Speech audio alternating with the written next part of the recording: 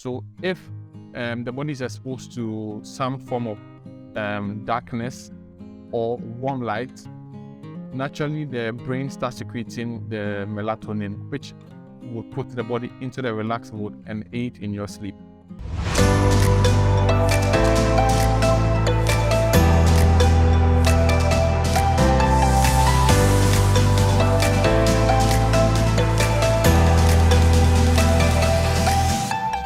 Welcome back. Today we want to look at human-centric lighting. Now, when we say human-centric lighting, what do we mean? Simply means how lighting affects human beings.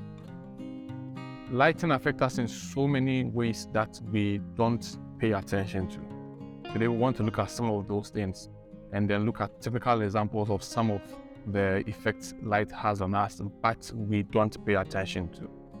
You walk into a classroom and then you find some of the students all dull and sleepy. It's not because what the teacher is teaching is boring. No. It's because of the lighting. What? Yes, it could be because of the lighting and the other factors, but mostly it's because of the lighting. And then you go into an office space, you realize some of your workers are sluggish, they are dull, they are not active. Check your lighting. It could be a factor. Now you go into your bedroom and you are struggling to sleep. You are rolling from one side of your bed to the other side.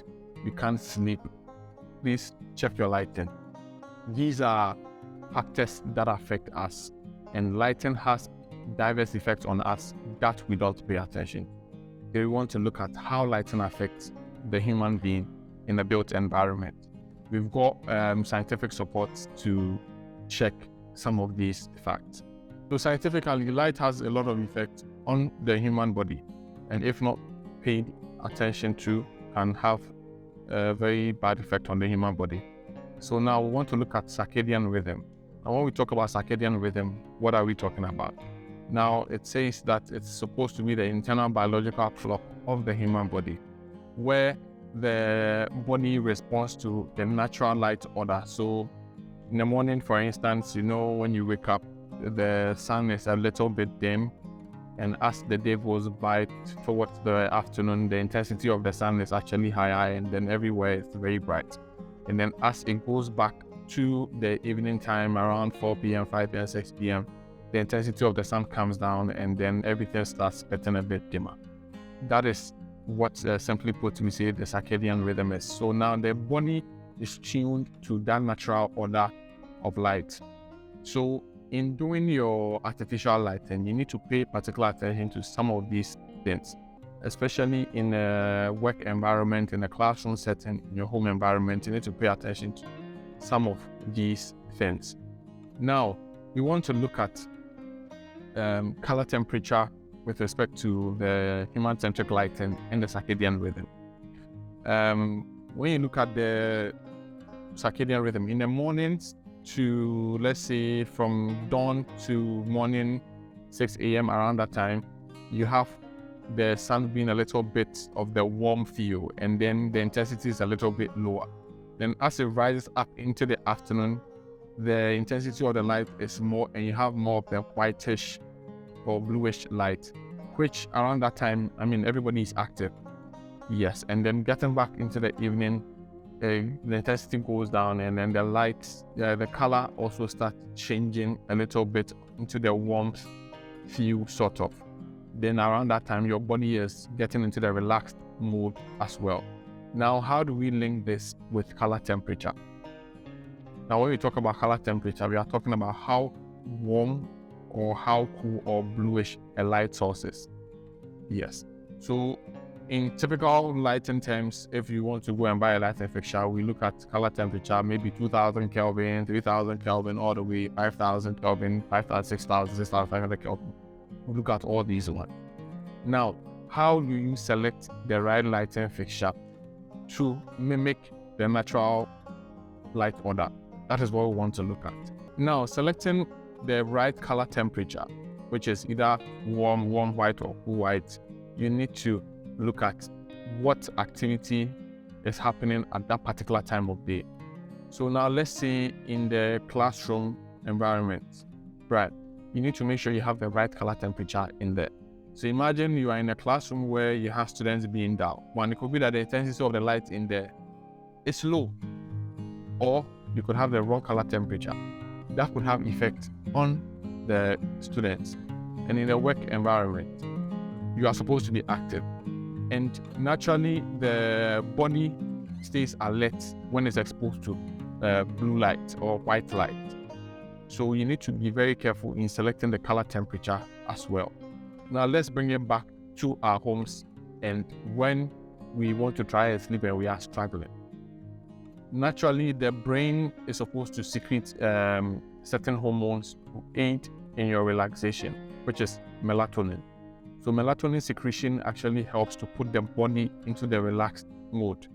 So if the body is exposed to some form of darkness or warm light, naturally the brain starts secreting the melatonin, which will put the body into the relaxed mode and aid in your sleep. So when you go into your bed and then you have white light around and you have so much bright light around, trust me, sleep will become a problem for you. And this is something you need to pay attention to. So we look at color temperature and then we know that, okay, at the end of the day, the color temperature we are selecting is actually going to help my sleep or it's not. And then the intensity as well. These are two things we need to pay attention to. In modern technology, when it comes to lighting, we've got some lighting fixtures that naturally can mimic the natural light order, where at the end of the day, the color temperature can be regulated, the intensities can be regulated as the day goes by. So these are some of the things you need to look at, because if you don't pay attention to some of these things, you would have the negative effect of having bad lighting around you. So again, another very important thing that we need to try and stay away from if we want to have a good night's sleep is try to stay away from your phone when you are trying to sleep.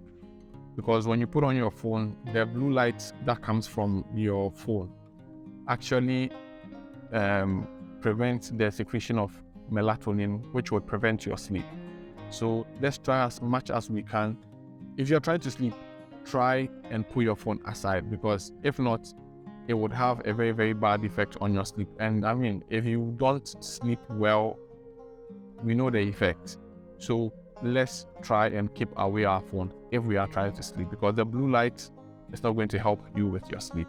So in paying attention to human-centric lighting, you need to make sure you follow you pay attention to some of these guidelines to ensure that you have the best of lighting in your space. And in doing so, these are some of the benefits that you could have if you pay attention to human-centric lighting.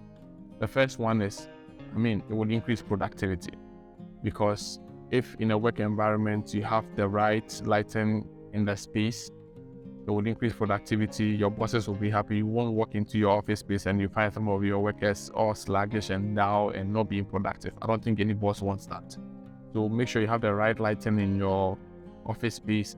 Even with respect to the schools, for instance, if you have the right lighting in your classrooms or in your lecture halls, the students will be active, increases productivity, everybody is happy. Now the next benefit is it improves sleep.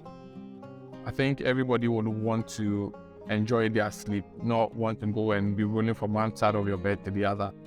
If you have the right lighting systems done in your homes or in your bedrooms, it would improve your sleep. The next benefit is it improves your mood. Imagine you have high productivity, you have good sleep, automatically you are in a good mood because your workers are not pissing you off. You yourself are achieving more, you're having good sleep, it improves your mood. And then, you are in the comfort of your home and you have the right lighting in your environment, that you feel that whole coziness and all that. Your mood is up. You have good moods. So to enjoy all these benefits, we need to make sure we do the right thing. Make sure you have the right lighting in your space, being it your homes, your classrooms, your offices. Make sure you have the right lighting to help you achieve the best of lighting experience. So that's it for today. See you in the next episode. Don't forget to subscribe and hit the notification button to light up your world.